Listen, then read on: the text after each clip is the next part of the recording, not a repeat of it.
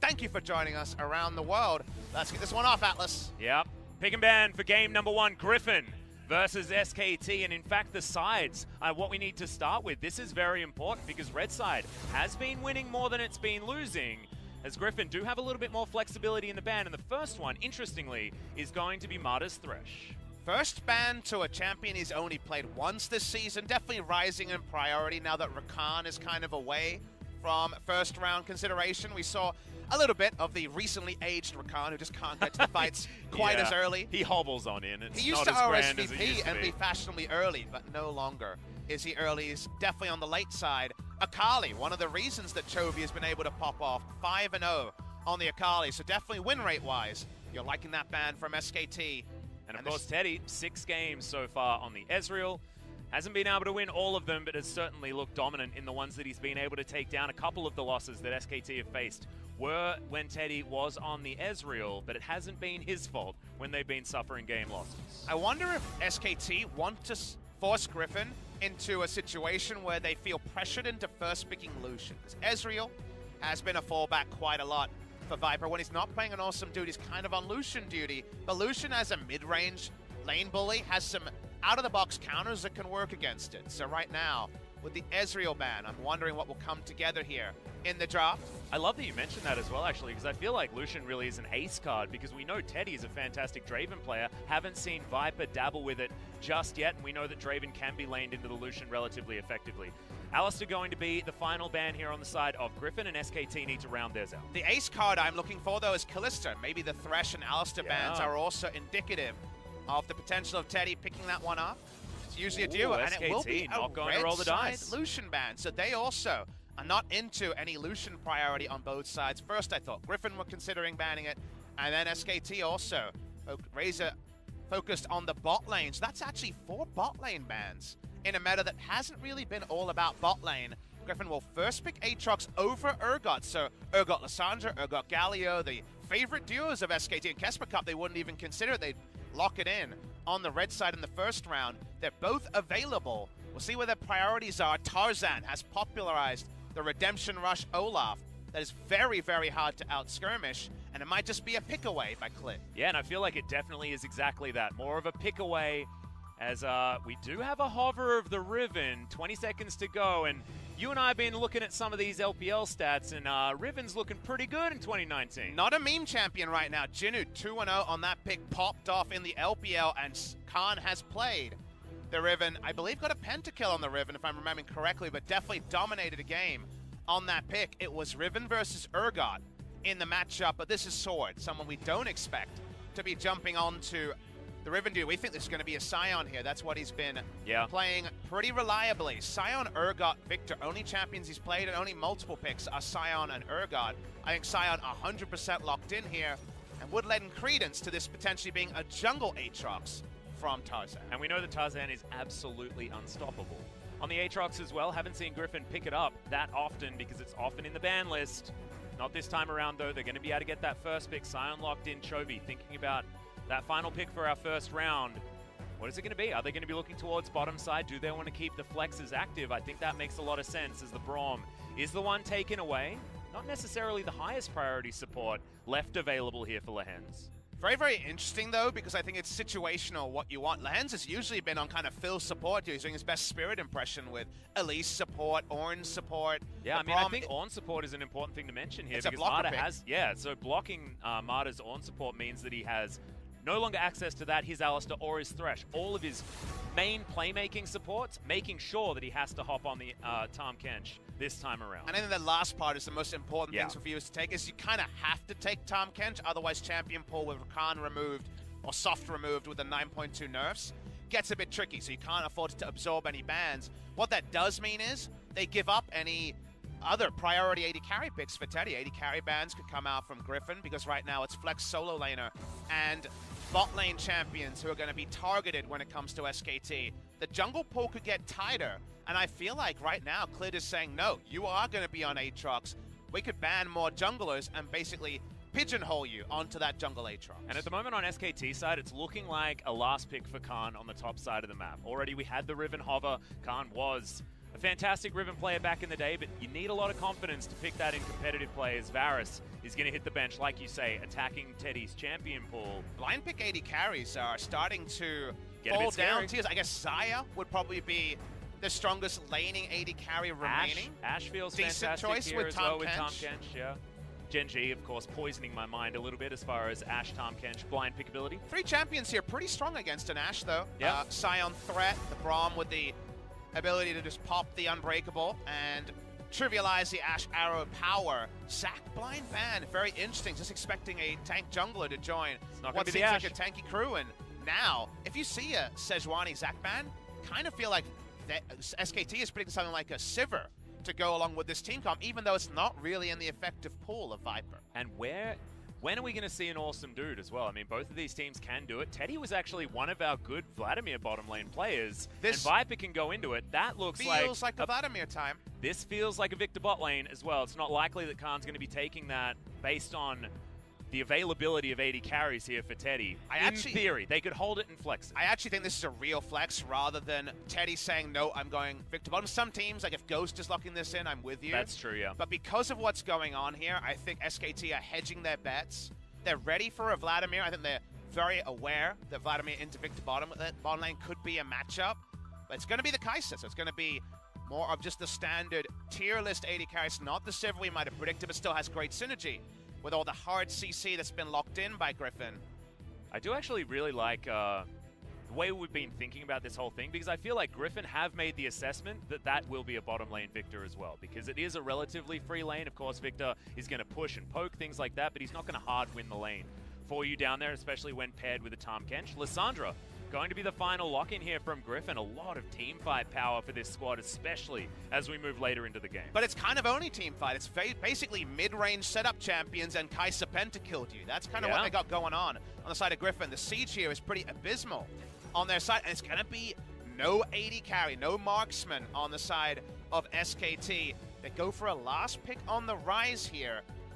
See what the matchup decision is between the two. Ryze can lane against Sion, but does price it in to some purchases of the MR here. We're going to see the last decision here. Faker has largely been on Urgot duty. That's why I think most people are plugging and playing with that.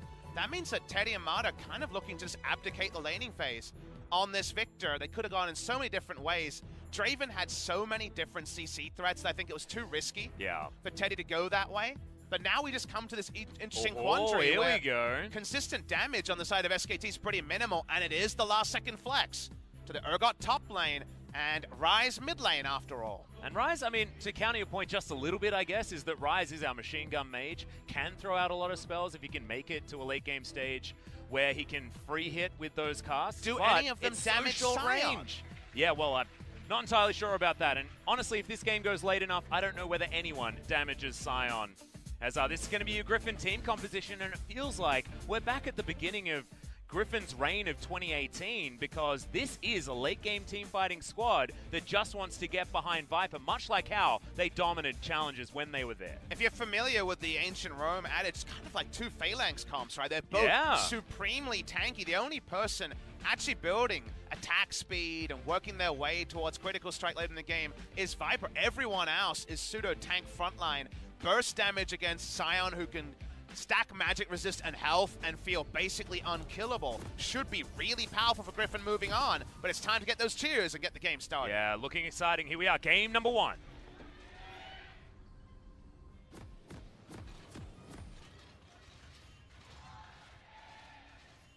Does feel a little bit from what I can hear in my ears, Papa Smithy, that we are on the Griffin side of LoL Park. SKT faithful on the opposite side as Griffin facing off against SKT. Game number 1. A lot of priority going into the picks on the side of Griffin. Tarzan back on the Aatrox jungle that was so formidable the last time he was allowed to play it. Hasn't been allowed back on this pick for a long time.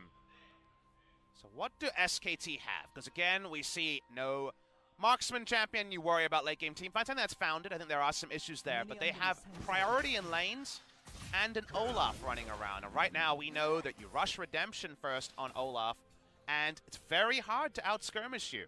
in an early game meta where you can get 6,000 gold leads pretty bloodlessly by stacking turret plates. It might take a bit of time. Maybe you need that first item on the Victor. But there's definitely some breakpoints early where Griffin will do well to wave the white flag a bit. And if SKT can recreate some of their really smart early warding, which, again, hasn't been there every game. There hasn't been that consistency from the SKT Dream Team. When they've been on, they've been really on. And you have to imagine the Coma, Zephyr, and the rest of the squad have been burning the midnight oil to be ready for this, the banner matchup in January. Yeah, and you know both of these teams have been prepping for each other for as much time as they possibly have been. This is the matchup that they've both been waiting for. And SKT, see whether they've masterminded it enough here to take a game off Griffin, because the onus feels like it's on SKT in this series. As Sword already taking a lot of damage from Khan up top lane. Has been the way for Scions in the early levels against the Urgot, but this is 9.2, remember. Urgot taking a little bit of a hit when it comes to what he can do early. And early, that's where Griffin have some questions, because we know one item power spike on Kai'Sa, not going to be great. Sword's one item power spike is usually going into the Righteous Glory. He'll still probably have to build that because of lane, but that doesn't help him with stacking magic resist and feeling good in the late game. So the early item purchases should be really advantageous to the side of SKT. Redemption on Olaf, first item Hex Core onto Teddy on this Victor, and those are where Griffin should be trading down the majority of the time. In those times, SKT need turret plates, they need Drakes, they need to start up some neutral snowball, because there is definitely light at the end of the tunnel for Griffin when we get to the 3-4 item stage, and SKT hoping there's a 10,000 gold lead before anything like that happens. Yeah, exactly right.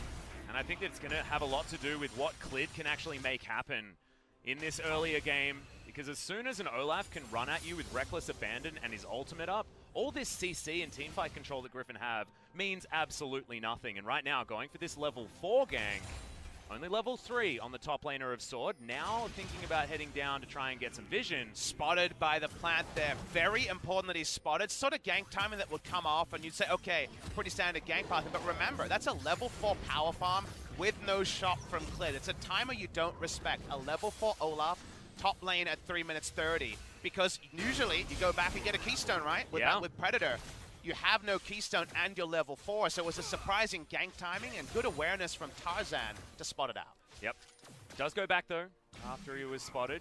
Grabs those boots, building towards his skirmisher saber most likely, and then into the redemption after that. It's the order that we have seen thus far on the Olaf with this new flavor that Tarzan brought to us. Tarzan's finally come down to earth a bit after being of a different world in the first week when he was stacking MVPs. No MVPs in second week of the LCK for him. Was caught out multiple times by Bono in a big skirmishing disadvantage matchup. That's with him on Sejuani duty. This time he's on the Aatrox, and while he doesn't necessarily relish all skirmishes against Olaf, there are scenarios you can win that. So right now, just going for the coverage. What is it all leading to? When the Clid hits his first lane successfully, we'll find out. Yeah, that's going to be the scary part. And speaking of scary things, this is Viper free farming. On the Kai'Sa, Tarzan paying some attention down bottom side, but wards are there. Martyr, I believe, made his way into the jungle just to make sure that they had some extra information. And Clid not going to be spotted on this one, but is spotted on the ward. You look back to that warding effort SKT had against a Camille jungle, and it was among the best we've seen ever, especially in a meta in 2019 season where there's less wards than ever before. They lit up the enemy champion. Camille could never find an engage, and that was just a amazing performance on a macro level by SKT in a meta where some people say you can't play macro because of some of the reduction in wards available. So we're going to definitely be watching close. Right now, the action isn't coming in terms of kills, but in terms of map control can be important, and Khan and Sword, that's a pretty low health bar on the Urgot. Yep, Clid is top side of the map, and Tarzan's nowhere to be seen, but thankfully, Khan does have that ward, giving him information that there is no Aatrox coming in to mow him down. As I've sought how to hit that, Khan would be almost in flash range of death. And Tarzan's saying, I'm just going to make sure that a turret plate goes the way of my ally or the first back timing comes in.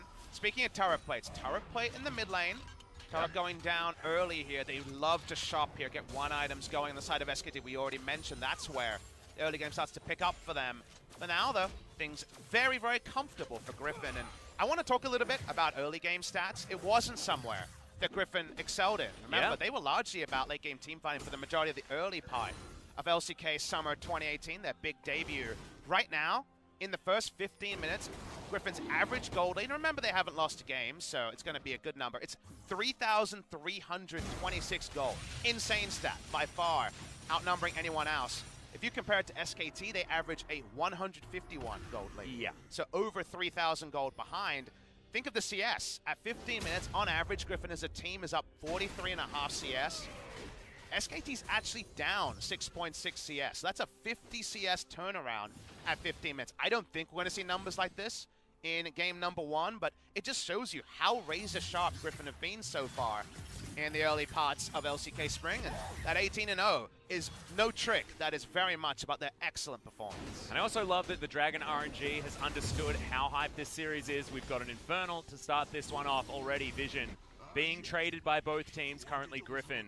With that Vision advantage, Teddy underneath this turret. His awesome dude 9 CS behind the Kai'Sa at the moment, who goes back, can't quite afford the BF sword on the first back, but heading towards that Storm Razor pretty comfortably is Viper. Continue to build, and we already mentioned so wait a while at the moment for Griffin. That doesn't mean they're going to give anything up for free, and they actually have a slight CS lead in a couple of lanes. Interesting that Lost Chapter was picked up here by Teddy as well, wanting to hold on to his mana a little bit better. Doesn't have that Hex Core upgrade just yet. Actually is relevant to talk about victor items more and more. In bad lanes, we see the Hex Cloak sometimes skipped over for a while to try to build battle stats, maybe a Negatron Cloak in a mage versus mage top lane matchup. So, like you say, he's not going to trim the waves as auto-quick, but he's not going to be running short on mana, so you still have some good mana and wave manipulation options if you don't have to worry about your mana bar and can use it for harass and wave clear basically off cooldown. Yeah, well, I mean, that's what he can do with the Lost Chapter. That's the option that he's given. Is Death Ray going to go wide just there? But we saw already Viper's health bar was halved. Now Marta hanging around in this minion wave that SKT have full control of. Now with priority on this bottom side, you can see Faker was moving his way down there and cleared. Has free opportunity to get towards this Dragon Pit. Not actually going to clear out that control ward in the back of the pit just yet. Would undo SKT's early priority to lose an Infernal. That is the thing SKT cannot allow to happen, as it will be very against the tempo of play we're seeing, where bot lane and the Lost Chapter purchase confirms that Teddy's controlling this lane. To me, it's a bit like Tyr versus Sheen on an Ezreal. I feel like Lost Chapter gives you quite a lot of reliable wave control. Yeah. And if you just get the E evolve, you push, but you don't necessarily...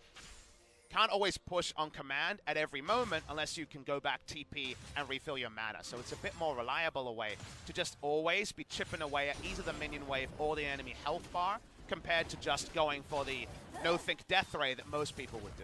Yeah, exactly. And you want to get to those two evolutions as quickly as possible. I think perfect Hex Score is still a little bit of a luxury to get to in the earlier stage of the game, as Tarzan, yeah, well, I mean, he's not going to have any mana problems anymore, Pup Smithy. Yeah, that is a whoopsie. Not the best look, and it will mean that Ryze with blue buff should have some good pushing options onto Lissandra, even with many Ryze nerfs over time. That blue buff not going to be worn by Faker just yet. Yeah, going to be coming in the next little while. But taking a little bit longer to get there, as Faker does have a control ward down here. Low mana bar here for Chovy as Tarzan jumps on over. Faker chose the wrong time to go aggressive, as the cleanse is relatively late, but in goes Clid now to save his mid laner, and is going to be able to do so. Just the cleanse. Faker holds onto his flash. Played close enough that it's only a single summoner. So very steadfast there from Faker, famous for never using his summoner spells unless he has to in the past. Needed to be steadfast, can't afford to lose summoners, but do notice has gone Sorcerer's Shoes because he has the cleanse. Now with cleanse on cooldown, could be taken down. A sword needs to go for a quick drift out of lane. Yeah, the choo-choo train not going to be available for the next little while, so good to be able to get that cooldown, but still, Flash is being held onto by both solo laners of Griffin. Death Ray not quite making it.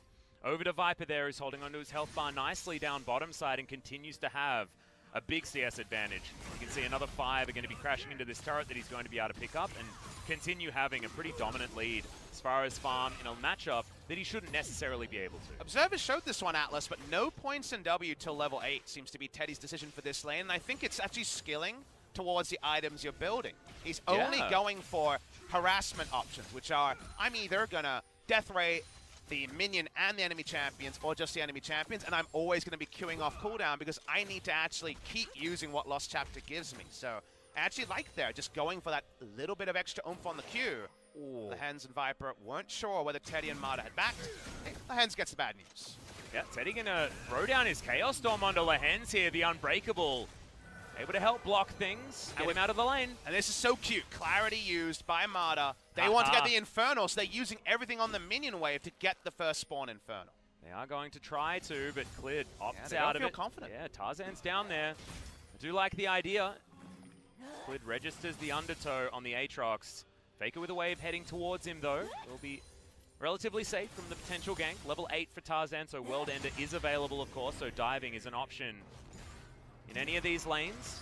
First time I've ever seen a bot lane 11-minute Ludens on Victor, but that is some good wave deletion, whether you have the death ray upgrade or no.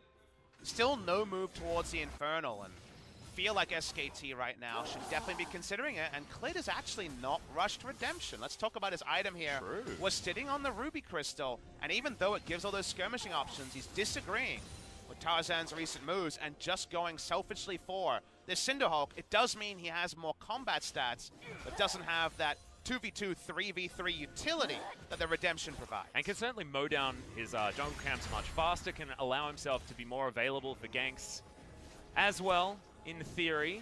And Clid does like to get things done in the early game. Of course, kill participation is a stat that Clid certainly has over Tarzan, and having stats over Tarzan is no mean feat, as Faker's going to be able to lock down his blue buff.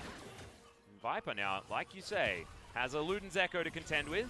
Definitely does more damage to champions than ever before. No death ray can copy that as Griffin pushing the mid lane. They've actually got 3 turret plates down. Yeah, that is a huge amount of damage to the turret so far as Sword in trouble. The ultimate still there for Khan.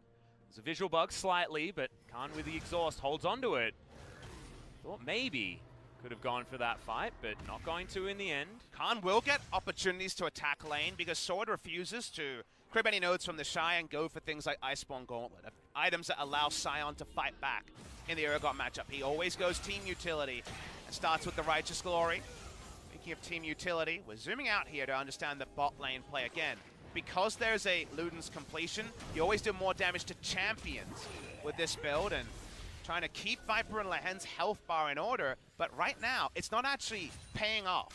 The only reason you want to keep the enemy health bars low is to either go for a kill or to get objectives on that side of the map. So not actually getting the Cinderhulk here is feeling like a bit conservative of play from the trio and the bot side if you include Clid on SKT. Yeah.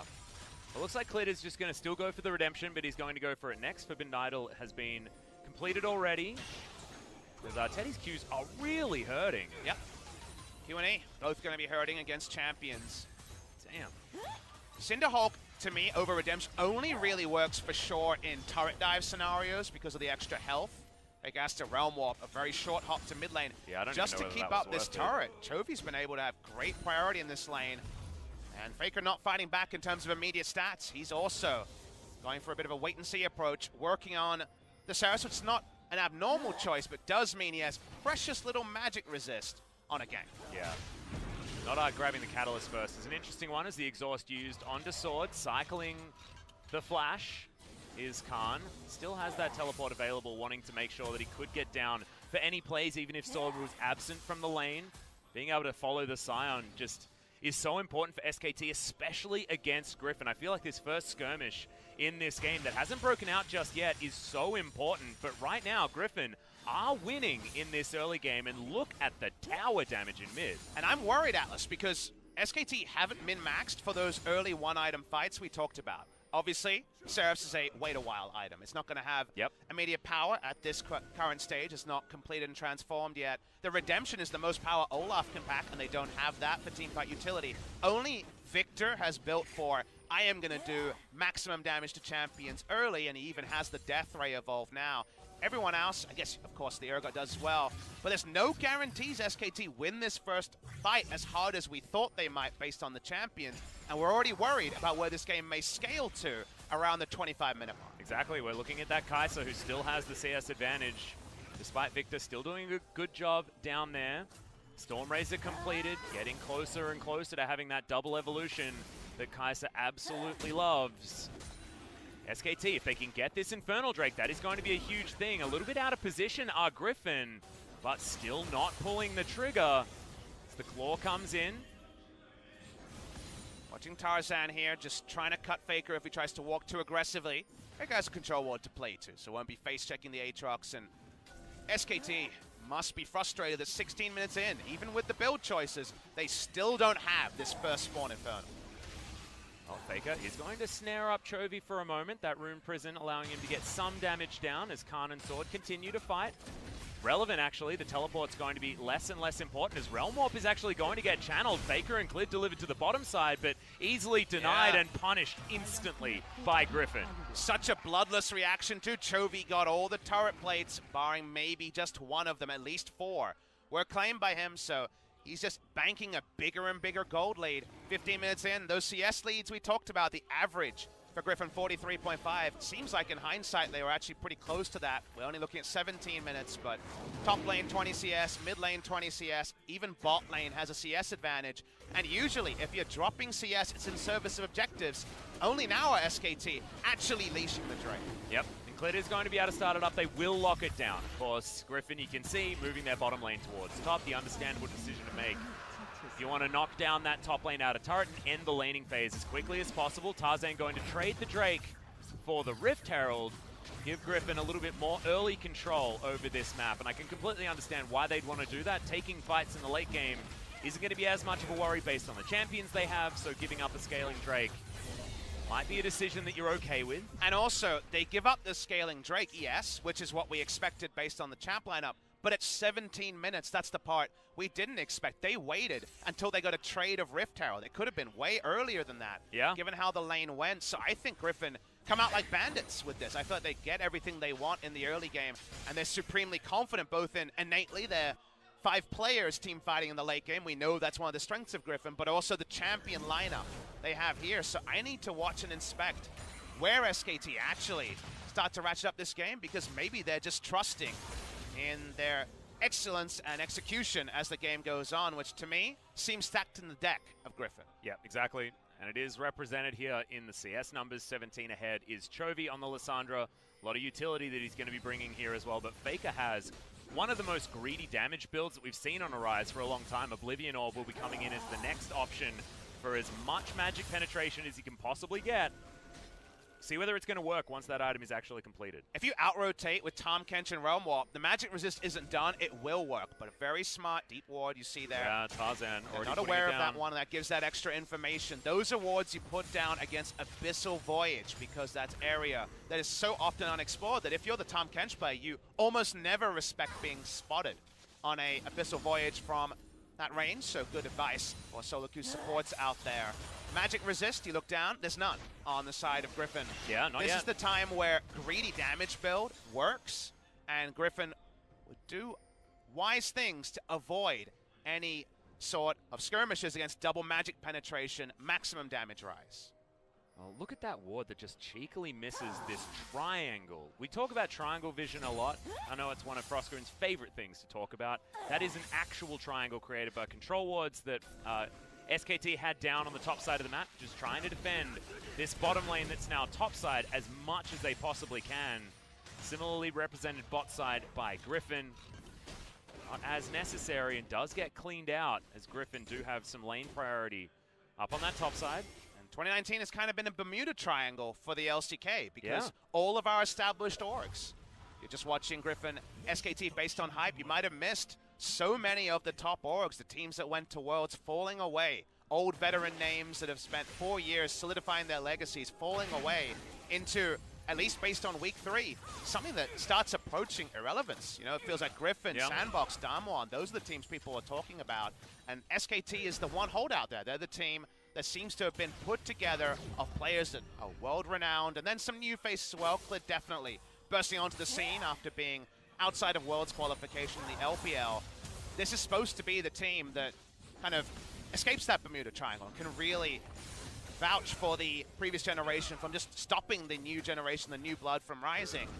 Right now, the start has been slower than we might expect, but we still don't have the first flare point. We still don't have the first real skirmish, and we're 21 minutes into the game. Yeah, out of a first blood, 21 minutes in. Just shows how much pressure both of these teams are feeling, not wanting to bite off more than they can chew. That's a slight visual bug, but Shelly is going to make her way out. Tarzan didn't take that extra journey. It's just, we wanted to have him in the shot for as long as possible. Shelly also going to make her way down, and this will be second turret taken.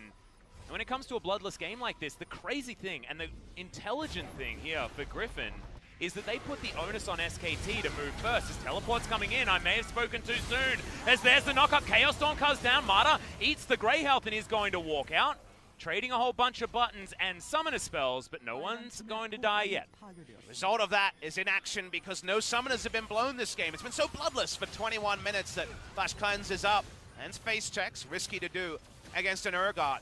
Griffin actually end up making the first real attempt at a 3v3, 4v4 in this game. It's repelled, but what does it mean? Because the timing, it's right on the cusp of 2 items on Kai'Sa, and based on our analysis in the champion select, it's right on the cusp of the first time that Griffin starts to outscale the SKT lineup. I think the Magic Resist purchases, which are only now beginning, will be the confirmation of that. The moment the Scion is able to eat 1 rotation from Ryze and Victor and only lose his shield and a little bit of health, that's where things feel like they're going to start to come unstuck. Well, SKT currently looking for a fight here in the river as Lahen's going to take some damage, but that cusp that you were talking about, we're over it now as Viper has picked up his Rage Blade. Tarzan hanging around this area. I just think it's genius. To finish my point earlier on, put the onus on the older team, put the onus on the veterans to make the risky play in order to get an advantage early. And our double Infernal Drake is a difficult one as Tarzan not able to get into smite range, and this might help push SKT over the line when it comes to late game scaling, because 1 is bad, 2 is nutty when it comes to Infernals. And no 1-item Magic Resist is going to help this Scion on the front line against double Infernal and Ryze and Victor, who have focused champion damage with their early purchases. So very nice pick up there on the second Infernal Drake. That was the sort of calculated risk that's required in the 2019 season. You need to play with incomplete information and be assertive, and SKT at the best, always able to do that in previous metas. Now you need to be even more risky, so good to see them actually pull the trigger on that Drake. They were slow on the first one, but the second one does follow swiftly. Yes, it does. So that was a really, really good play from SKT, and if you're an SKT fan, you want to see more and more of that. Otherwise, Griffin are just going to take hold of this game, get that fight that we know Griffin always managed to find in the mid to late game, and then roll you over. It's just what happens, speaking from experience. But SKT, they've made other teams feel like this in the past. They have an opportunity to really assert their dominance against the new upstarts of the LCK. Griffin haven't won yet. They have not, and it's moments like this where double TP was used by Griffin to no advantage, that Realm Warp and Abyssal Voyage, with all the damage built in the double Infernal, might find the pick that actually kicks this game into life. Pick into Baron turn, very possible. Baron damage on SKT, not the best. It's a lot of decent Baron takers, but no 80 carry, no Blade of Ruin King. Yeah. None of the usual things that lead to a fast Baron. But the pick with an out rotation is going to be always available for SKT because of their champion lineup. And now at least it's a bit of an ARAM. Waiting to see what the next movement in the game is. So much table setting. The sort of match that was table set from the first release of the schedule from Kesper. Now the game obliges as well, not with action, but with continued kind of foreboding until we get that first explosive moment, which might be coming now. There could be. Infernal Chains are going to get flashed out of there by Marta as the Void Seeker going to find him. Also, Viper not going to Killer Instinct his way into 3 people, and Griffin are going to disengage. And you mentioned testing the waters, working out what you can take, what you can't. It's been only very, very small interactions that have given both of these teams the information they need. But okay, the train going to be paying a visit to Teddy, has to flash to get out of the way of Sword, but that means this inner turret should be going down. Infernal Chains is there as Marta gets the Devour off. Chaos Storm already down. A lot of damage onto Tarzan, but the damage is being done to SKT's structures. Not many people would make that move. Sword goes in with no minion wave, knowing at best I get a champion, at worst we get the mid lane turret before the minion wave crashes. Now they can push in the minion wave and reset and put down vision as well and sweep when necessary. They actually cheated the clock there. Usually it's all about when is your next wave coming. They just created a wave. It was a wave of Scion pressure. Exactly, and it also caught SKT completely off guard and allowed them to brute force.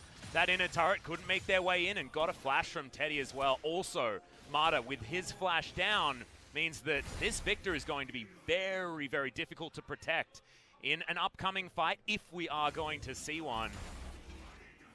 Sword and Khan facing off like they have been this entire series. Banshee's Veil done, for Faker in the mid lane, catching up on that farm as well, only 6 behind Chovy now, who'd stretched that lead quite a little bit further as Faker's going to meet that minion wave towards the top side. This tower going to remain for just a little bit longer. It just feels like SKT are on a timer, and you know, having been around the LCK and Korean League of Legends for so long, saying that SKT is on a timer still feels like a weird thing to say, Papa. It just feels like we took our vocabulary about 2015, 2016 SKT, even 2017 SKT, and now just say the same things about Griffin. Yeah. That's kind of a very weird thing for us long-term veterans of the LCK to consider, but something that I think everyone who's been watching the games can definitely understand. And a lot of those skirmishing advantages earlier eroded. You know, the redemption's never been used as far as I can tell in this game, but not in a relevant skirmish by the Olaf. That's the one item power spike that came in second item and then just hasn't been wheeled. It's still going to be valuable. Talked already about the synergies this provides, but another cute one is that Olaf's W actually gives him more healing from all sources, up to 50% health when he's low. So that actually works selfishly on the redemption as well there. So selfishly, a nice little extra synergy that we missed when we first discussed it. Khan walks up, just trying to be annoying against his old off-the-rift friend in Sword. He's got that first magic resist item. Warmogs probably comes next, and then the unkillable times start to rain from the Scion. Well, 4 members of SKT all grouped up. Big knock up onto Khan here towards the bottom side of the map. Just sustains his way out of that one. 4,000 health here for Sword. He's very durable. Mountain Drake now being contested. Tarzan in the pit. The train is going to start, but it's going to be the steal from Tarzan to begin this one. Redemption does come down as the gravity field. A great position to hold them off. And now Sword uses the stopwatch. Double knock up as Tarzan's getting himself into the fight. Killer Instinct very early as Marta is going to be the first one to fall down. First blood at 28 minutes and make it a double as the bottom lane is destroyed. Griffin get to fight front to back, and that's with Asandra taking a sweet time on making the entrance. SKT just didn't seem to know their strength. They were just going full defense on trying to get away there. And the icing on the cake is also the smite away by Tarzan in like 1v3. Yeah. Teddy very close to getting his Rabbidan's death cap after that one, but didn't have enough money. And SKT, that feels like they've been happy to scale up next to Griffin, but you look down the rosters, Griffin with a team fight composition that excels in the late game, you do never want to take that gamble. Tarzan gets on in there, doesn't need the Q to land. But watch this with the map hack. Scion goes in 1v4, no damage near him, no backup coming. Lissandra's still chilling on the top side. And by the time they engage, it's front to back. That's where 80 carries win. That's why in tank metas, it's defined by 80 carry play. This ends up being front to back because SKT have a burst mage comp against front lines that start as Scion, end with ulting Aatrox. They can't find access to anyone else. Viper comes and swoops in. And it just feels like SKT should have been in for a good time, not a long time. They decide to stick around for that long time, and they shouldn't be surprised if they find a loss in game number 1. Yeah, and we've been joking about no rush 20 games for a very long time. That's exactly what this was. It's been basically zero aggression. It was a no rush 28-minute game. It was a no rush 28-minute game. I mean, they were feeling the waters after 20 minutes, you know. There was a couple of summoner spells maybe, but it feels like there was 0 summoner spells apart from Faker's cleanse in the early game. No one flashed, no one made any of these aggressive plays, and it just plays into what Griffin wanted to do. Would you say that, based on the information we have, SKT played here? Because it seems like fear. It seems like too much respect because it's inaction. We've seen inaction by SKT at times where they could have taken action, and while now we see Khan walking up and trying to harass.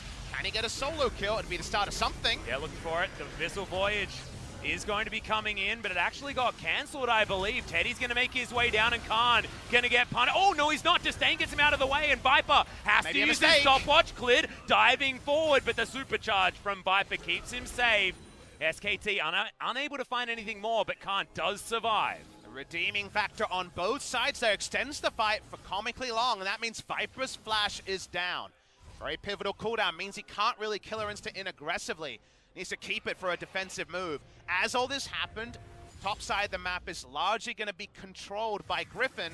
Now SKT need to react, and it has to be soon because Viper's already on the Baron. He's on the Baron with 4 items as well. This is AP Kaiser just ripping through the Baron at the moment. They are going to pull off, respecting SKT. A lot of respect there. Remember that Ryze ult isn't up to check. It would have been a little bit risky there. Look for the check It wasn't going to be coming, but Griffin go for the percentage play. They don't want to try to force it down. They don't want anything resembling a 50-50. We back away. The table setting continues, but now the deck may be stacked. The gold lead is 5,600 to the side of Griffin. And it's the Kai'Sa of the LPL special. The AP Kai'Sa coming in for Viper. Zhonya's Hourglass just completed after the Nashor's Tooth, so he does a hell of a lot of damage and can burst you extraordinarily hard with the Void Seeker if it is going to land. I feel like this is the build that scales ridiculously well into the later stages of the game, just given the fact that you get so much flat AP from the Rabadons if he goes for it as his 6th item. There's been a lot of nerfs, so I feel like you can't mindlessly go AP Kai'Sa anymore, but this is a very mindful game to go AP Kai'Sa. AP Kai'Sa weaker in its construction because you're sitting on things like Stinger that don't feel so good as a 3rd item, and you still go for a bit of AD for the transformations you can get. This is triple transformation build here, attack speed, AD, and AP. So triple evolution, more greedy, but they had so much ramp-up time. Why not go for the greedier build? Also, you really need the plasmas to be stacked by your teammates to get the same amount of damage because the amount of flat damage on the first few with the ratio going down is lower. Well, Sion has just the most CC, Aatrox, Lissandra, Braum. There's so much hard crowd control that literally the setup is reliable from your teammates. You don't even need to be there with the Hurricane autos, but the finishing going to be ultra reliable from the AP Kai'Sa. Yeah, just insane. And it might be the Banshee's Veil and Zhonya's option here for Viper to make sure that this burst damage composition can't just delete him off the map. Might be the option, does have a Null Magic Mantle now built up. We've seen a little bit of that. So you mentioned defensive choices, utility choices, certainly more of them available with this Kai'Sa build. Sword gonna start up the train, Redemption going to come in, but this time it's on the side of Griffin. Khan immediately extraordinarily too low, and right in the back line, he's gonna be the first one to go down. The 3rd kill of the game going to Viper. Can he get more Killer Instinct? Says yes, as that's 4 kills for Viper and 4 kills in this game. They knew that Khan had no way out. They take him down in the front line, and then SKT, we already know the deck is stacked against them in a front-to-back team fight. Kai'Sa took her time, didn't have flash, so couldn't go in early with a killer instinct. It's only the double kill. The Penta has not come in a 2nd time on the Kai'Sa, but how about an Infernal Drake to make those AP values go way up? Yep, is going to be able to pick that one up very easily, evening out the Drake count. Mountain and Infernal over to Griffin. The double Infernal still there for SKT, but Khan feels like he just caught out. Yeah, interruption on the E there. Sion goes in, and then Chovy's self-ulted, Aatrox is ulted, and Sion is Sion. That you can't fight front to back. This is what was sacrificed, not going for additional ranged AD carry. And then from here, it's all about the Ducks being in the row and waiting to see how many are going to fall on SKT. It's only 2. It's only the front line. An Infernal off the back, and no light at the end of the tunnel, as far as we can see for SKT. Exactly. Teddy did a lot of damage, but wasn't enough because Griffin all fighting as a unit, and Sword, you mentioned the amount of CC that he had. He got a 4-man knock-up with his Q. After landing his ultimate pretty perfectly as far as Sion placement, that is exactly what you want in these team fights, and you can see the 4-0-0 is the scoreline for Viper. And my disappointment in the draft is I feel like you need to try to test Griffin by taking something away. It ended up being the Olaf, which is a nice pick so far that we've seen recently, but Sword is 5-0 Sion, 2-0 Urgot, and had a pretty unconvincing game on Victor where he self-counterpicked himself Victor into Jace, and then it kind of went better than expected. That's really all we can say for them. Yes, Sword played Jace in the Kesper Cup. That was a while ago, and who knows what he's playing in scrims. Yes, there's a chance that he steps up on another pick and it doesn't work, but at least go for something that feels scientific, that feels testable. Doesn't feel like SKT are testing too much, and right now haven't played to their own win conditions and seem to be hitting and hoping in this late game.